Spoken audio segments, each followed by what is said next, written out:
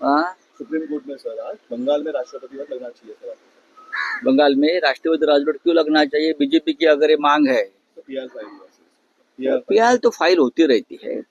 पश्चिम बंगाल में तृणमूल कांग्रेस के पास भारी बहुमत है। ये सरकार लोगों ने चुन कर दी है और वहां जो दंगे हो रहे हैं उसके पीछे भारतीय जनता पार्टी का हाथ है।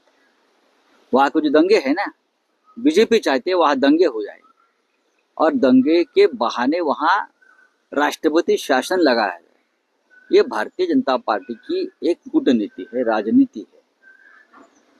महाराष्ट्र में कुछ कारण नहीं था, राष्ट्रपति शासन लगा दिया, वो तो खिलौना बन गया है ना मोदी और शाह जी का राष्ट्रपति शासन का।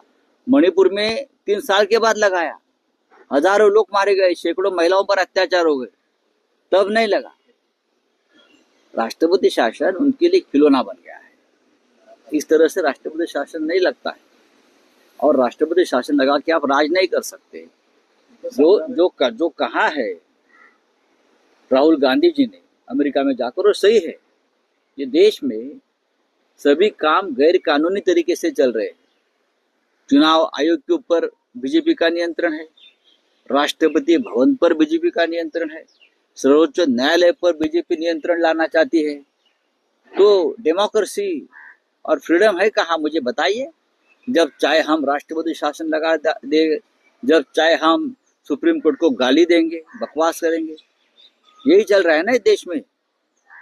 पिटिशन लेके आओ और दबाव डालो सुप्रीम कोर्ट के ऊपर, लेकिन सुप्रीम कोर्ट ये दबाव मानने को तैयार नहीं है। शिंदे आज राष्ट्रपति लगाने की बात कर रहे हैं। मणिपुर में उन्होंने बात नहीं की, पर बंगाल में वो लोग कह रहे हैं। कौन? शिंदेगढ़ सर। कौन शिंदेगढ़? पश्चिम बंगाल में?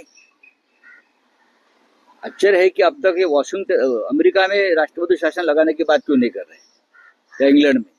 अरे आपकी औकात देखो क्या है, कहाँ पहुंचे आप।